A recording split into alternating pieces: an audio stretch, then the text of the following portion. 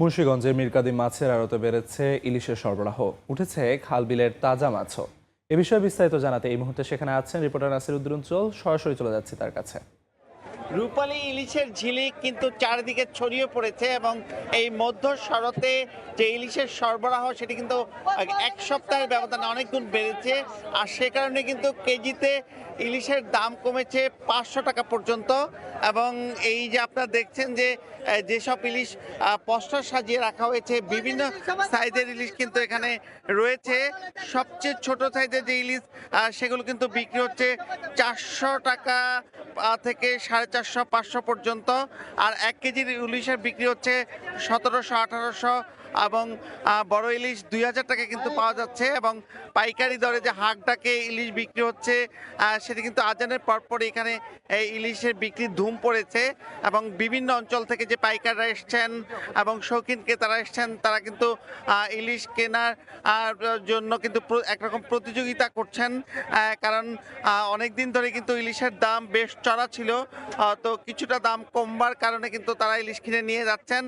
এবং এখানকার যারা আড়তদার রয়েছেন তারা বলছেন যে পদ্মা এবং মেঘনায় কিন্তু ইলিশ এখনো মিলছে না, তবে উপকূলীয় অঞ্চলের ইলিশে কিন্তু বাজার সয়লাভ।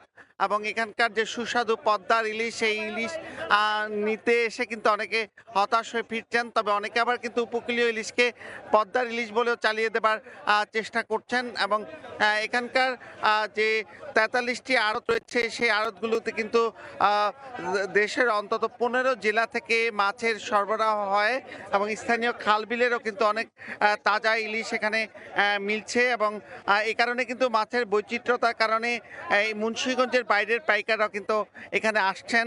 এবং এখানে যে অন্যান্য যেসব মাছ রয়েছে সেগুলো অনেক দাম কিন্তু স্থিতিশীল রয়েছে। তবে গলদা চিংড়ির দাম কিন্তু বেশ কমেছে, এখন কিন্তু 700 থেকে 1000 টাকায় গলদা চিংড়ি পাওয়া যাচ্ছে। এবং নদীর পাঙ্গাস সেগুলোর দাম কিন্তু তেমন কমেনি।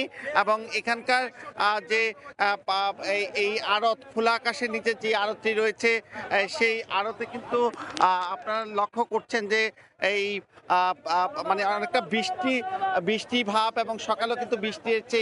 খোলা আকাশের নিচে কিন্তু বৃষ্টিতে এই ক্রেতা বিক্রেতা ভিজেই কিন্তু বেচা কিনা করছেন। এবং এই রাস্তাঘাট সহ নানা রকম চ্যালেঞ্জ এই হাটটিতে রয়েছে। এই তারপরে কিন্তু শতাব্দী প্রাচীন হাটে মানুষের কোলাহল বাড়ছে, বিক্রিও কিন্তু বেড়ে যাচ্ছে।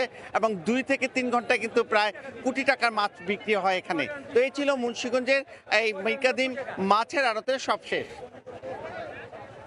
মুন্সিগঞ্জের মীরকাদিম মাছের আড়ত থেকে সবশেষ জানাচ্ছিলেন সহকর্মী নাসির উদ্দিন উজ্জ্বল।